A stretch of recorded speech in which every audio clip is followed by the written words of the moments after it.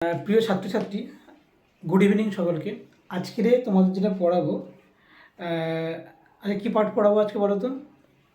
আগের দিন কত দূর পর্যন্ত হয়েছিল? নদীর ক্ষয়কার্যের পদ্ধতি পর্যন্ত। আজকে তোমাদের পড়াবো নদীর ক্ষয়কার্যের ফলে যে ভূমিরূপগুলো তৈরি হয় সেই ভূমিরূপগুলো সম্পর্কে। নদীর ক্ষয়কাজ, নদীর সঞ্চয় কাজ, দু রকমের ভূমিরূপ তৈরি হবে। তবে আজকের যেটা পড়বো সেটা হচ্ছে নদীর ক্ষয়কার্যের ফলে সৃষ্ট ভূমিরূপ।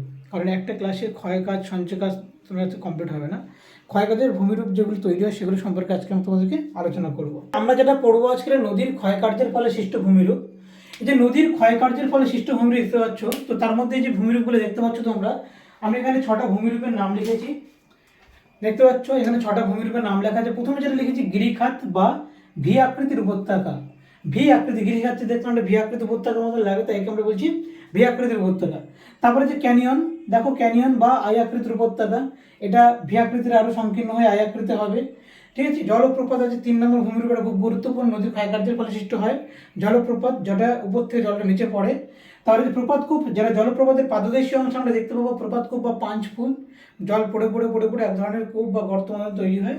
এবং 3 নম্বর যেটা মন্থকূপ, যেটা আমাদের নদীর যে প্রবাহ পথ, সেই প্রবাহ পথের তলদেশে আমরা মাঝে মাঝে কিছু গর্ত দেখতে পাবো, যে গর্তগুলো তৈরি হয় নদীর ক্ষয়কার্যের ফলে, তাকে আমরা বলবো প্রপাতকূপ, মন্থকূপ বা পট হোল। ঠিক আছে। তাহলে প্রপাতকূপ বললাম জলপ্রপাতের পাদদেশে, আর মন্থকূপ কথা বললাম নদীর তলদেশে, নদীর প্রবাহ। আর লাস্ট হচ্ছে আবদ্ধ বা কর্তিত শৈলশিরা, এটা একটা খুব গুরুত্বপূর্ণ ভূমিরূপ, নদীর ক্ষয়কার্যের ফলে সৃষ্টি হয়। বা এর আরো একটা নাম আছে যাকে আমরা বলে থাকি ইন্টারলকিং স্পার।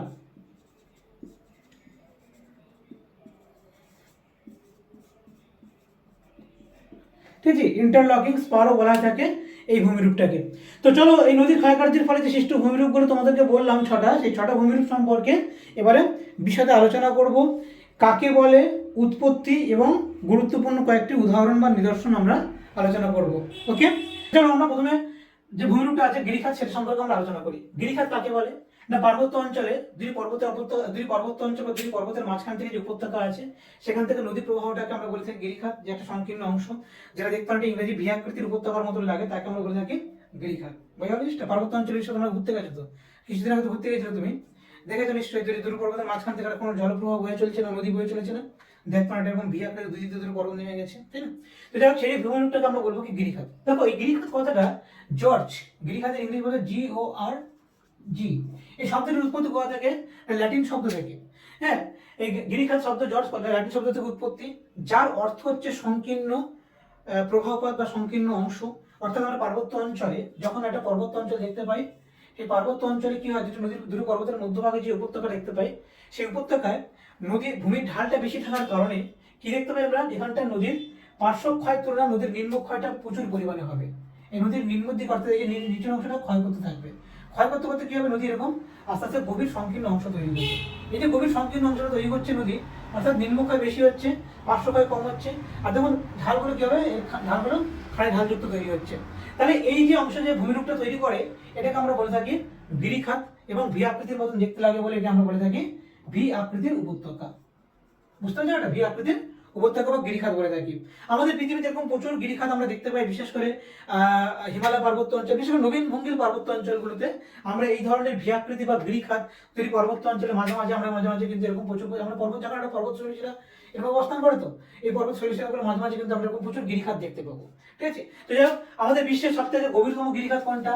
আমাদের নেপালে অবস্থিত, আমাদের পার্শ্ববর্তী যে প্রতিবেশী দেশ আছে নেপালে অবস্থিত গিরিখাত, যেটা কোথায় অবস্থিত না কালীগণ্ডকী নদীতে অবস্থিত। কি কালীগণ্ডকী নদীতে অবস্থিত গিরিখাতটার নাম কি বললাম?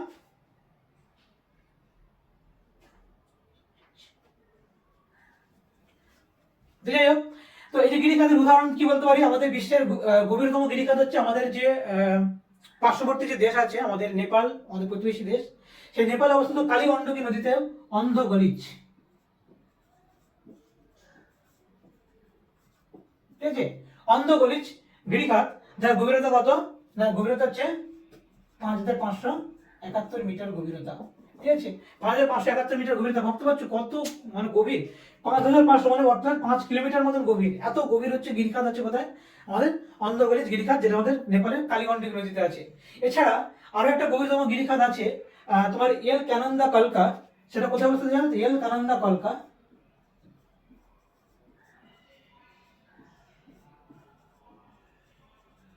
এই এল ক্যানোন্দা কলকা অবস্থিত আমাদের পেরুতে, অর্থাৎ দক্ষিণ আমেরিকার পেরুতে কলকা নদীতে অবস্থিত হচ্ছে এই এল ক্যানোন্দা কলকা। এটা একটা গভীরতম গিরিখাত, তবে এতটা গভীর নয়, প্রায় 3200 কাছাকাছি এরকম গভীরতা আছে এল ক্যানোন্দা কলকার। আর এছাড়া সব থেকে দীর্ঘতম গিরিখাত যেটা আছে আমাদের, দীর্ঘতম গিরিখাত কি হবে বলতো? ইয়াংশিকিয়াং নদী, আমাদের চীনে অবস্থিত যে ইয়াংশিকিয়াং নদী আছে সেখানটা ইচাং গিরিখাত, ঠিক আছে। ইচাং গিরিখাত হচ্ছে সব থেকে দীর্ঘতম, যার দৈর্ঘ্য কত আছে 250 কিলোমিটার, ঠিক আছে। 250 কিমি দীর্ঘ হচ্ছে একেবারেই ইচাং গিরিখাত, যেটা কোথায় অবস্থিত? ইয়াংশিকিয়াং নদীতে অবস্থিত। বুঝতে পারবো এটা? তারপরে চলে যাবো আমরা ক্যানিয়ন বা আই আকৃতির উপত্যকা সম্পর্কে, এটা বুঝে দিচ্ছি। তারপরে যেটা করবো আমরা সেটা হচ্ছে তোমার এই ক্যানিয়ন সম্পর্কে আলোচনা করবো। দেখো ক্যানিয়ন এটাও কিন্তু গিরিখাতেরই মতন একটা দেখতে অংশ, সেটা পার্বত্য অঞ্চলে তৈরি হয়ে থাকে নদীর ক্ষয়কার্যের ফলে, ঠিক আছে। ক্যানিয়ন শব্দটির উৎপত্তি কোথা থেকে এসছে না, স্প্যানীয় শব্দ সিএ এনওএন ক্যানন, এই ক্যানন থেকে এই ক্যানিয়ন শব্দের উৎপত্তি, যার অর্থ হচ্ছে নল বা টিউব, যার অর্থ হচ্ছে নল বা টিউব, ঠিক আছে। এই নল বা টিউব, অর্থাৎ তুমি নল বা টিউবের মানে বুঝতে পারছো, নল যেমন বা টিউব যেমন সরু বা সংকীর্ণ মতন হয়ে যায়, ঠিক এই গিরিখাত বা আয়াকৃতির উপত্যকাটা কিন্তু এরকম সংকীর্ণ, অর্থাৎ আমাদের ভূপৃষ্ঠের উপরিভাগে যদি আমরা দেখি যে পার্বত্য অঞ্চল, তার মাঝখানে এরকম সরু একটা ভূমিরূপ তৈরি হয়ে গেছে, ঠিক আছে, একটা সরু ভূমিরূপ তৈরি হয়েছে।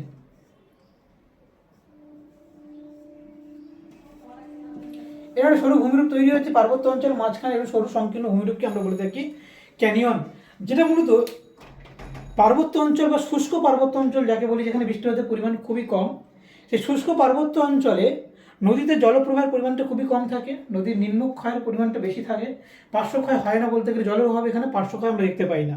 নদীর পার্শ্বক্ষয় না থাকার কারণে কি হচ্ছে, সেটা সঙ্গে নিম্নক্ষয়টা প্রচুর হচ্ছে, পার্শ্বক্ষয়টা কম হচ্ছে, যার ফলে কি হচ্ছে না, যার ফলে এই যে অংশটা ক্ষইতে ক্ষইতে ক্ষইতে ক্ষইতে আরও নিচু হয়ে যাবে জিনিসটা, ঠিক আছে। এই ক্ষইতে ক্ষইতে আরও নিচু হয়ে যাবে, কি সংকীর্ণ একটা ভূমিরূপ তৈরি করছে, দেখতে একটা নল বা টিউবের মতন লাগছে। অর্থাৎ শুষ্ক পার্বত্য অঞ্চলে নদীর পার্শ্বক্ষয় কম, নিম্নক্ষয় বেশি, যার ফলে কি হচ্ছে, এরকম ধরনের সংকীর্ণ ভূমিরূপ তৈরি করছে, সংকীর্ণ এবং সুগভীর ভূমিরূপ তৈরি হচ্ছে, যাকে আমরা বলে থাকি কি, যাকে আমরা বলে থাকি ক্যানিয়ন।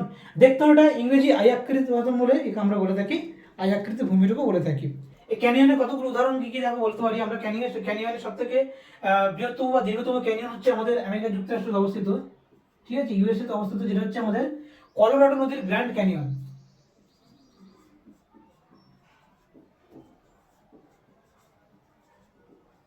ঠিক আছে। এই কলোরাডো নদীর গ্র্যান্ড ক্যানিয়ন, যার দৈর্ঘ্য কত প্রায় 483 কিলোমিটার,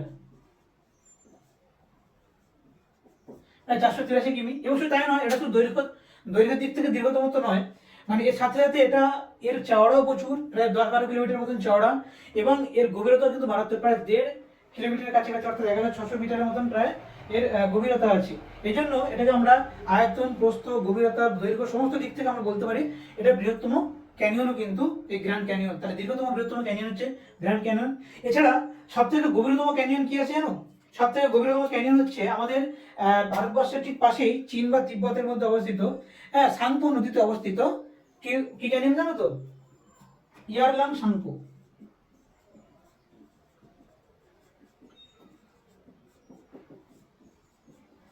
ইয়ারলাং সাংপো, এটা হচ্ছে তোমার সবথেকে পৃথিবীর বৃহত্তম, বৃহত্তম বলছি, গভীরতম ক্যানিয়ন হচ্ছে এই ইয়ারলাং সাংপো, যার গভীরতা কত না, যার গভীরতা হচ্ছে 5500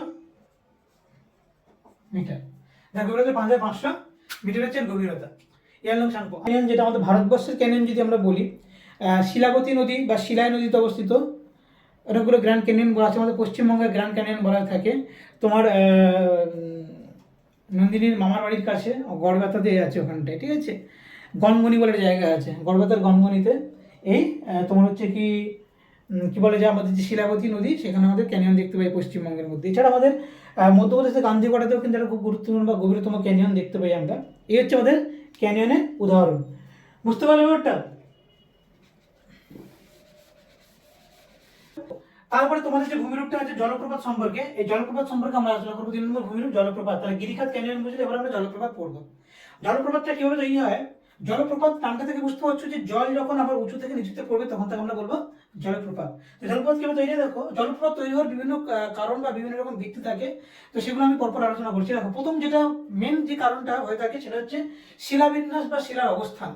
যদি আমার পার্বত্য অঞ্চল, একটা বিশাল বড় পার্বত্য অঞ্চল আছে এবং ধরো ভূমির ঢাল আছে, সেখান থেকে আমরা তারপর নদী বয়ে চলবে। তো যেতে যেতে দেখে যদি কোনো কারণে এটা যারা কঠিন শিলাযুক্ত অঞ্চল হলো, এটা আমাদের কোমল শিলাযুক্ত অঞ্চল হলো, ঠিক আছে। এই কঠিন শিলা কোমল শিলাযুক্ত অঞ্চল যখন এই যে নদীর প্রবাহটা যখন যাচ্ছে, আমার এই নদীর প্রবাহটা যখন যাচ্ছে, নদীর ভূমি পার্বত্য অঞ্চল ভূমির ঢাল বেশি থাকার কারণে কি হয়, অনেক সময় নদীর গতিবেগটা বেশি থাকে। নদীর গতিবেগ বা নদীর প্রবাহের যে আঘাত, সেই আঘাতের কারণে কি হয়, এই কোমল শিলা একটু তুলনামূলক দ্রুত ক্ষয়প্রাপ্ত হবে।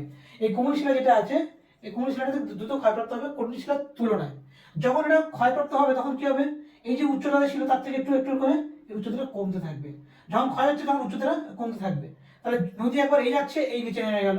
তাহলে আমার ধরো এটা যদি আমার মুছে দিই, তাহলে নদী আমার এখন বর্তমান অবস্থান করছে, তাহলে এই ভূমি ঢালটা আমার এই যাচ্ছে, তার জলটা তুলনামূলক আগের থেকে একটু নদীর জলের গতিবেগটা বাড়বে। আবার যখন সেখানে ক্ষয় করতে থাকবে, আবার নিচে তৈরি হবে, তখন আবার এখানে যাবে, তখন জলের গতিবেগটা আরো বাড়তে থাকবে। এভাবে গতিবেগ বাড়তে বাড়তে বাড়তে বাড়তে বাড়তে বাড়তে নদীটা খুব দ্রুত বেগে পড়বে, অর্থাৎ জলটা উচ্চ স্তর থেকে নিচু স্তরে খুব দ্রুত বেগে বা প্রবল বেগে পড়তে থাকবে। বোঝা গেল জিনিসটা? তো এরকম ভাবে হতে পারে। আবার তোমার ধরো তার কঠিন শিলা কোমল শিলা দ্রুত ক্ষয় পেয়ে আমার এরকম জলপ্রপাত তৈরি হতে পারে। আবার নতুবা আবার কি হতে পারে, দেখো যদি আমার এখানটা এ থাকে, ধরো এই যে আমার অঞ্চলটা ছিল, নদীতে যাচ্ছে, এটা আমার ভূমিরূপ, এটা আমার একটা ভূমিরূপ আছে, মাঝখানে কোনো কারণে এটা এরকম ফাটল তৈরি হয়েছে বা চ্যুতি তৈরি হয়ে গেছে, ঠিক আছে। এরকম ধরনের কোনো একটা ফাটল বা চ্যুতি তৈরি হয়ে গেছে, এরকম চ্যুতি বা ফাটল আছে আমার, ঠিক আছে। তাহলে এই যে ভূমিরূপটা যে ফাটল বা চ্যুতি দেখতে পাচ্ছি, নদীটা ধরো আমার এখানে নদী যাচ্ছিল, যেতে যেতে এটা যদি কন্টিনিউ থাকতো তাহলে নদীটা বয়ে চলে যেত, কিন্তু এই ফাটল বরাবর কি হচ্ছে, নদীর জলটা এই মাঝখানে পড়ে যাচ্ছে, নদীর জলটা কি হচ্ছে এই মাঝখানটাতে পড়ে যাচ্ছে। অর্থাৎ তাহলে কোনো চ্যুতি মানে নদীর প্রবাহ পথে বা নদীর যে প্রবাহ, সেই প্রবাহ পথে যে আড়াআড়ি যদি কোনো চ্যুতি থাকে পার্বত্য অঞ্চলে, তখন কি হবে, জলটা তখন সেই চ্যুতির মাঝখান থেকে পড়ে যাবে, কি এক ধরনের জলপ্রপাত তৈরি করবে। এই জলপ্রপাতগুলোকে আমরা বলে দেবো কি, চ্যুতির ফলে সৃষ্ট জলপ্রপাত। এরকম উদাহরণ আমরা বলতে পারি এই ধরনের জলপ্রপাতের, তোমার হচ্ছে কি আফ্রিকাতে ভিক্টোরিয়া নদী, জাম্বেসি নদী যে ভিক্টোরিয়া জলপ্রপাত, এরকম চ্যুতির ফলে সৃষ্ট এক ধরনের জলপ্রপাত। দেখো তোমাদের এছাড়া তোমাদের হচ্ছে কি তাহলে দুটো বললাম, শিলার বিন্যাস এবং হচ্ছে তোমার চ্যুতির ফলে সৃষ্ট আমাদের জলপ্রপাত। এছাড়া তোমাদের আরেকটা জিনিসটা হতে পারে যে ধরো আমার একটা বড় হিমবাহ খাদ আছে, সেখান থেকে যে সমস্ত আমাদের পার্বত্য অঞ্চলগুলোতে যে ছোট ছোট ছোট ছোট আমাদের যে ঝুলন্ত উপত্যকাগুলো দেখতে পাই, পার্বত্য অঞ্চল বিশেষ করে হিমালয় পার্বত্য অঞ্চল, কারাকোরাম, লাদাখ, জম্মু কাশ্মীর, হিমাচল প্রদেশে এইসব জায়গাগুলোতে দেখতে পাই আমরা। এই যে আমাদের তোমার কি বলে ওটাকে, ঝুলন্ত উপত্যকা থেকে। তাহলে একটা ঝুলন্ত উপত্যকা মানে আমরা কি জানি, যে বড় একটা খাদ যায়, যখন একটা বড় খাদ, গভীর খাদ, তার চারপাশে পার্বত্য অঞ্চল যখন ছোটো ছোটো খাদ থেকে জলগুলো বা বরফগুলো যখন পড়ে, তাকে আমরা ঝুলন্ত উপত্যকা বলি। কোনো কারণে সেই ঝুলন্ত উপত্যকায় ধরো হিমবাহ তো পড়ে, যদি কোনো কারণে সেখানে টেম্পারেচার বেড়ে যায়, তাহলে কি দেখতে পাই আমরা, সেখানটায় জল মানে বরফটা গলে জলে পরিণত হয়ে যায়, জলটা তখন উঁচু স্থান থেকে তখন এই নিম্ন উপত্যকায় পড়বে, নিচে যে বড় খাতে পড়বে, তাই না? তাহলে ঝুলন্ত উপত্যকায় কিন্তু আমরা এরকম জলপ্রপাত তৈরি হতে দেখতে পাবো। এগুলো আমরা লাদাখ এরকম অঞ্চলে দেখতে পাই। বা আরেকটা জিনিস বলতে পারো তোমার নিক পয়েন্ট। নিক পয়েন্ট মানে কি, ধরো নদী যদি কোনো কারণে পুনর্জীবন লাভ করে, ঠিক আছে, একটা নদী যাচ্ছিল, নদীর প্রবাহপথ এরকম, নদী কোনো কারণে প্রবাহপথে দেখা যাচ্ছে কোনো কারণে এরকম উঁচু হয়ে গেল, ঠিক আছে, এরকম নদী উঁচু হয়ে গেলে তখন এই নদীর যে জলপ্রপাতটা, এই জল থেকে দ্রুত নামতে শুরু করবে, ঠিক আছে। এই যে উচ্চ প্রবাহ থেকে যখন নিক পয়েন্ট থেকে, নিক মানে হচ্ছে নদীর যে পুনর্জীবন লাভের পরে নদীর যে প্রবাহ যাচ্ছে, নদীর উৎপত্তি লাভ করলো, ঠিক আছে, সেখান থেকে নদীর নিচে জল প্রভাবে, তখন তাকে আমরা বলে থাকি নিক পয়েন্টে সৃষ্ট জলপ্রপাত। এটা আমাদের ঝাড়খণ্ডের দশম ফলস আছে জলপ্রপাতের উদাহরণ, যেটা আমাদের বিশ্বের সবথেকে উচ্চতম জলপ্রপাত অবস্থিত। অর্থাৎ আমাদের বিশ্বের সবথেকে উচ্চতম জলপ্রপাত হচ্ছে দক্ষিণ আমেরিকা মহাদেশের যে ভেনেজুয়েলা আছে, সেই ভেনেজুয়েলার ওরিনোকো নদীতে সাল্টো আঞ্জেল, সাল্টো আঞ্জেল বা সাল্টো আঞ্জেল অনেকে বলে, সাল্টো আঞ্জেল এই জলপ্রপাত, যার উচ্চতা কত না, যার উচ্চতা হচ্ছে তোমার 979 মিটার, ঠিক আছে, 979 মিটার উচ্চতা এই সাল্টো আঞ্জেল। কোথায় অবস্থিত বললাম, ভেনেজুয়েলার ওরিনোকো নদীতে অবস্থিত, ভেনেজুয়েলার ওরিনোকো নদীতে অবস্থিত এই সাল্টো আঞ্জেল হচ্ছে সবথেকে পৃথিবীর উচ্চতম জলপ্রপাত। বোঝা গেল? আর সবথেকে বিস্তৃততম মানে চওড়া বেশ জলপ্রপাত কোনটা না, ব্রাজিলের ইগুয়াজু জলপ্রপাত হচ্ছে সবথেকে বিস্তৃততম, ঠিক আছে, যেটা প্রায় 2.5 কিলোমিটার পর্যন্ত বিস্তৃত। এই ইগুয়াজু জলপ্রপাত হচ্ছে 2.5 কিলোমিটার প্রায় বিস্তৃত হচ্ছে তোমার এই ইগুয়াজু জলপ্রপাত। কোথায় অবস্থিত, তোমার হচ্ছে কি এটা ব্রাজিল অবস্থিত, বললাম। তাহলে সাল্টো অঞ্চল হচ্ছে তো উচ্চতম, আর ইগুয়াজু হচ্ছে সবথেকে বিস্তৃততম, এটা আমি 2.5 লিখেছি, এটা 2.7 হবে। 2.7 কিলোমিটার পর্যন্ত বিস্তার এই ইউএস জলপ্রপাত। আর ভারতের সবথেকে উচ্চতম জলপ্রপাত কোনটা? না, ভারতের সবথেকে উচ্চতম জলপ্রপাত হচ্ছে কুঞ্চিকল জলপ্রপাত। কুঞ্চিকল কোথায় অবস্থিত? না, কর্ণাটকে অবস্থিত। কুঞ্চিকল জলপ্রপাত ভারতবর্ষের সবথেকে উচ্চতম জলপ্রপাত, যেটা আমাদের কোথায় অবস্থিত? বরাই নদীতে। ঠিক আছে,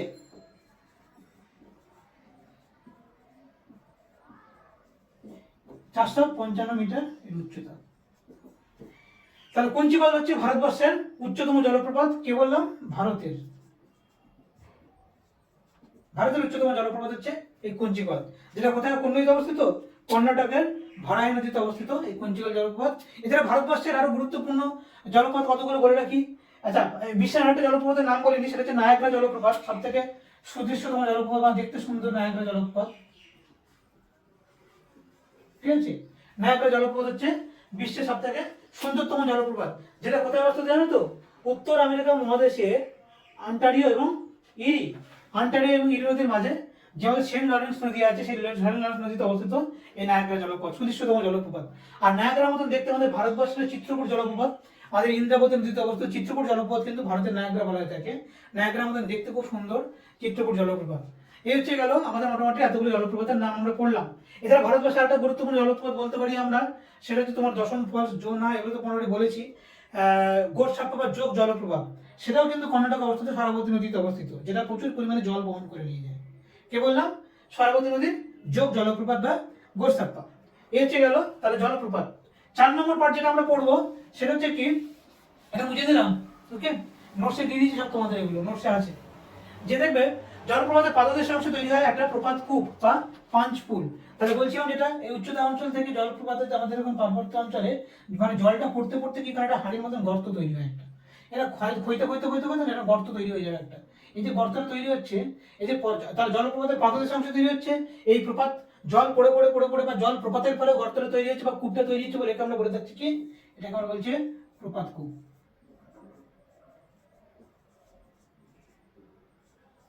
ঠিক আছে, এটাকে আমরা বলছি প্রপাত কূপ। আমাদের অ্যাঞ্জেল জলপ্রপাত, যেটা বিশ্বের সবথেকে উচ্চতম জলপ্রপাত, উপর থেকে নিচে পড়ছে, যেটা ক্যাটারাক্ট তৈরি করে, যেটা বলেছিলাম, তাই না? এই ক্যাটারাক্ট জলপ্রপাতের এখান থেকে কিন্তু এরকম আমরা পাঞ্চকুল দেখতে পাই। আমরা বড় বড় জলপ্রপাতগুলো যেখানে বিশাল জল গভীরে পড়ে, সেখানে বিশাল মানে ক্ষয় কাজ হয়, প্রচুর মানে ক্ষয়কারণ ধরনের গর্ত তৈরি করে, তাকে হচ্ছে প্রপাত কূপ। ক্লিয়ার পর্যন্ত তার জলপ্রপাত প্রপাত কূপ আমাদের হয়ে গেল। ঠিক আছে, তারপরে ভূমিরূপ যেটা আছে তোমাদের, সেটা হচ্ছে কি মন্থকূপ বা পট হোল। ধরো নদী যাচ্ছে, ঠিক আছে, এই নদীর তলদেশে যদি আমরা একটা নদী দেখতে পাই, ঠিক আছে, এই যে নদী দেখতে পাচ্ছি, নদীতে যখন আমার জল যাচ্ছে, জলের সাথে যে নুড়ি কাকর বালি যাচ্ছে আমার, ঠিক আছে, এই নুড়ি কাকর বালিগুলো যখন যাচ্ছে জলের সাথে, নুড়ি কাকর বালিগুলো বয়ে বয়ে যাচ্ছে, সেগুলো কোনো কারণে আমার এখানে বাধাপ্রাপ্ত হলো। এই যে উঁচুটা, এই উঁচুটা বাধাপ্রাপ্ত হলো। বাধাপ্রাপ্ত হওয়ার ফলে কি হচ্ছে, জল এখানে একটা ঘূর্ণি তৈরি করবে, ঘূর্ণি তৈরি করে আবার জলটা আমার বয়ে চলে যাবে। তাহলে এই জলের সাথে নুড়ি কাকর বালিগুলো কিন্তু ঘুরছে, তাহলে যখন ঘুরবে তখন এই নদীর যে গাটা বা নদীর যে তোমার হচ্ছে কি যে বডি বা দেহ, নদী গাত্র, সেই নদী গাত্রের যে দেয়ালটা, সেই দেয়ালের সাথে ঘা করবে বা মানে ঘষতে থাকবে, অবঘর্ষ ক্ষয় হবে। এবং সেই নুড়ি কাকর বালিগুলো যখন দেয়ালে ঘা যখন ঘষা খাবে, খেতে খেতে কি হবে, এগুলো গর্ত গর্ত তৈরি করবে, আরো ক্ষয় কাজ হবে এটাকে। এই ক্ষয়কাজের ফলে যখন এই গর্তটা তৈরি হবে, দেখতে অনেকটা কেমন হবে, এরকম একটা গর্ত তৈরি হবে। ঠিক আছে, এই যে গর্তগুলো তৈরি হচ্ছে, এই গর্তগুলোকে আমরা বলছি পট হোল বা মন্থকূপ। আমাদের ঝাড়খণ্ডের খড়কা নদীতে কিন্তু প্রচুর পরিমাণে এরকম পট হোল বা মন্থকূপ কিন্তু আমরা দেখতে পাই। ঠিক আছে, এরকম মন্থকূপ নদীর তলদেশ তো সবসময় সমান থাকে না, এভাবে থাকে। ধরো একটা জল যাচ্ছে, যেতে যেতে যাচ্ছে, কোনো একটা উঁচু অংশ বাধাপ্রাপ্ত হয়েছে এখানটায়, বুঝতে পারছো? জল যাচ্ছে, বাধাপ্রাপ্ত হয়েছে, যে জলটা ঘুরপাক খাবে, ঘুরপাক খেয়ে আবার উঠে চলে যাবে জলটা, শক্তি বৃদ্ধি হয়ে গেল, কোনো কারণে জলটা উঠে চলে গেল আবার। কিন্তু জল উঠে যাওয়ার আগে এই যে জলের সাথে জলটা যখন ঘুরপাক খাচ্ছি, জলের সাথে নুড়ি কাকর বালিগুলো এসছে, এবার অবঘর্ষ ক্ষয় বলেছিলাম তোমাদেরকে, যে নদীর তলদেশের সাথে যখন নদীর সাথে বয়ে আসছে নুড়ি কাকর বালি, ঘর্ষণ খাবে, তাকে বলছে অবঘর্ষ। ঘর্ষণ কি বলেছিলাম, জলের সাথে বয়ে যাওয়া দুটি নুড়ি যখন একে অবশ্যই ধাক্কা খাবে, তখন তাকে বলে ঘর্ষণ। আর যখন নদীর তলে যখন ঘর্ষা হবে, তখন তাকে আমরা বলছি কি অবঘর্ষ। তাহলে এখানে অবঘর্ষ ক্ষয়ের ফলে কিন্তু মন্থকূপ তৈরি হচ্ছে। দেখো এখানে কিন্তু শর্ট কোশ্চেন দুটো পড়ে, খুব ইম্পর্টেন্ট, মাঝে মাঝে শর্ট কোশ্চেন পড়ে। তাহলে পাঞ্চকুল বা প্রপাত কূপ জলের কোন পদ্ধতির কোন ক্ষয়ের দ্বারা তৈরি হয়? প্রপাত ক্ষয়ের দ্বারা, তাই তো? প্রপাত ক্ষয়ের দ্বারা কিন্তু আমার এই প্রপাত কূপ পাঞ্চকুল তৈরি হচ্ছে। আর মন্থকূপটা তৈরি হচ্ছে কার দ্বারা? অবঘর্ষ ক্ষয়ের দ্বারা। ঠিক আছে, মন্থকূপ তৈরি হয় অবঘর্ষ ক্ষয়, ঘর্ষণ ক্ষয় না দমন ক্ষয়? অবশ্যই অবঘর্ষ ক্ষয়। অবঘর্ষ ক্ষয়ের কারণে আমার কিন্তু এই মন্থকূপটা তৈরি হচ্ছে। ক্লিয়ার পর্যন্ত? আর লাস্ট তোমাদের যেটা হচ্ছে আবদ্ধ শৈলশিরা বা কর্তৃত শৈলশিরা। তাহলে আবদ্ধ শৈলশিরা বা যাকে আমরা বলেছিলাম কি ইন্টারলকিং স্পার, তাই তো? এই ইন্টারলকিং কথার অর্থ কি হবে? ইন্টারলকিং কথার অর্থ হচ্ছে পরস্পরের সংঘবদ্ধ হয়ে থাকা বা আবদ্ধ হয়ে থাকা, ঠিক আছে, আলিঙ্গন করে থাকা। এই ইন্টারলকিং স্পার কথার অর্থ হচ্ছে এসপিইউ, স্পার কথার অর্থ হচ্ছে অভিক্ষিপ্তাংশ। অর্থাৎ আমাদের ধরো কোনো একটা পার্বত্য অঞ্চল এখন দেখতে পাই আমরা, ধরো দুদিক তো দূরে পার্বত্য অঞ্চল নেমে গেছে, ঠিক আছে, এই যে পর্বতের যে অভিক্ষিপ্তাংশগুলো যায়, যে আমাদের যে অংশগুলো যে অর্জিত অংশ, এগুলো আমরা বলে থাকি স্পার, ঠিক আছে। এই যে স্পারগুলো নেমে গেছে, যখন কি হয়, একটা নদী যখন প্রবাহিত হয়ে আসে, ধরো এই নদীটা আসছে, আর এই পর্বতের যে অপোজিট পার্ট বা ঢাল, সেখান থেকে কিন্তু নদীটা আড়াল হয়ে যায়, এখানটা নদীটা আমার কিন্তু আড়াল হয়ে যাচ্ছে এই ভূমির পাশে, কিন্তু ক্ষয় কাজ করছে। আবার নদীটা এখান থেকে বয়ে আসছে, আবার এটা আড়াল হয়ে যাচ্ছে, এই ভূমিটা আবার এই যে ভূমিটা দেখতে পাচ্ছ, এই যে ভূমিটা তার পাশে আড়ালে কিন্তু নদীটা বয়ে যাবে, কিন্তু আমরা দেখতে পাবো না তাকে, ঠিক আছে।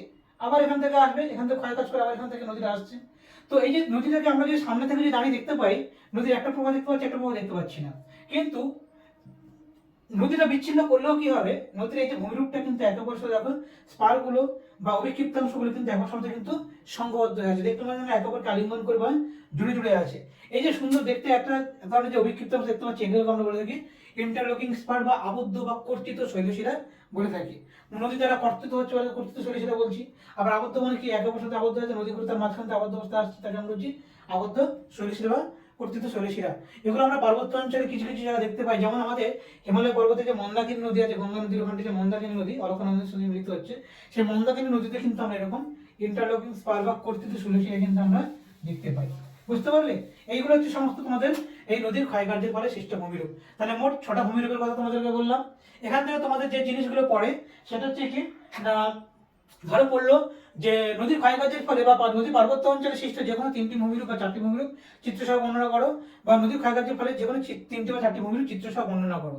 তোমরা অ্যান্সারটা কিভাবে লিখবে না, প্রথমে তোমরা লিখছো নদীর ক্ষয়কার্যের ফলে সৃষ্ট ভূমিরূপ, এরকম লিখলে, ঠিক আছে, বলে একটা হেডিং দিলে এর মধ্যে একটা ইন্ট্রোডাকশন তোমাদের পার্ট দিতে হবে। কি দিতে হবে না, নদী পার্বত্য অঞ্চলে খুব দ্রুত বেগে প্রবাহিত হয়, এখানে ক্ষয়কাজ করে, এবং সেখানটায় নদীর ক্ষয়কাজের ফলে বিভিন্ন রকম ভূমিরূপ তৈরি হয়। তার মধ্যে গুরুত্বপূর্ণ ভূমিরূপগুলি হলো, মানে এইটুকুই কিন্তু ইন্ট্রোডাকশন পাঠা দেবে, এর বেশি কিন্তু দেবে না। নদী পার্বত্য অঞ্চলে ক্ষয়কাজ প্রাধান্য বা প্রধান, নদীর ঢালে বেশি থাকার কারণে জলের বেগ বেশি, এখানে গুরুত্বপূর্ণ ভূমিরূপগুলো হলো বলে এবার তোমায় কি করছো না, 1 নম্বর ভূমিরূপ বা এ ভূমিরূপ তুমি দিচ্ছ, এ অথবা 1 যা লিখলে, লিখে তুমি লিখছো গিরিখাত, ঠিক আছে। এই গিরিখাত লিখে তোমার যে ছোট ছোট কাজগুলো হবে, সংজ্ঞা, এক লাইনে সংজ্ঞাটাকে লিখবে, একটু লিখবে উৎপত্তি, উদাহরণ বা নিদর্শন, ঠিক আছে। এই সংজ্ঞাটা লিখছো তো, লিখতে লিখতে টুক করে পাশে কি করবে, একটা এরকম একটা খোপ কেটে রেখে দেবে, পাশে ভি হয় এক কিছু উপত্যকা লিখে দেবে। 2 নম্বর পার্ট লিখছো এরকম ধরো ক্যানিয়ন, ঠিক আছে, তাহলে চিত্র, এখানে চিত্র লিখবে, গিরিখাত ও ক্যানিয়ন এটা লিখবে। তা ক্যানিয়ন এবং সংজ্ঞা, উৎপত্তি, উদাহরণ। 3 নম্বর জলপ্রপাত, সংজ্ঞা বৈশিষ্ট্য। 4 নম্বর লিখবে ধরো মন্থকূপ, ঠিক আছে, জলপ্রপাতের ছোট একটা ছবি রাখবে এখানটায়, মন্থকূপের ছবি রাখলে এখানটায়। তাহলে এইভাবে কি হবে, একটা অ্যান্সার যদি তুমি দেখো আর এরকম পয়েন্ট টু পয়েন্ট লিখবে, যে একটা ছবি দেবে, ভিতরে লেখা কিন্তু বেশি লেখা হবে না, জাস্ট একটা দুটো লাইনে লেখা হবে। তোমাদেরকে যে নোটটা দিয়েছি দেখবে, ওখানে নদীর ক্ষয়কার্যের ফলে সৃষ্ট ভূমিরূপ এবং নদীর সঞ্চালিত ফলে সৃষ্ট ভূমিরূপ দুটো পাশাপাশি আমি তো দিয়েছি। তাহলে এরকম ভাবে অ্যান্সার কিন্তু সাজানো আছে, এইভাবে কিন্তু তোমরা অ্যান্সারটাকে লিখবে। বুঝতে পারবে? একটা দেখবে 5-এ 5 পেতে বাধ্য, স্যার 5-এ 5 দিতে তোমাদের বাধ্য হবে। উদাহরণ কিন্তু একটা করে দেবে অবশ্যই। এবং ধরো 4টে তুমি ভূমিরূপ আঁকলে অবশ্যই 3টে ছবি অবশ্যই আঁকো, এই চিত্র সহ বর্ণনা করতে বলে অবশ্যই দেবে। তাহলে আর চিত্রের কিন্তু নিচে এই চিত্রের হেডিংটা কিন্তু দেবে, তাহলে কি হবে, তাহলে অ্যান্সারটার কোয়ালিটি কিন্তু ভালো হবে।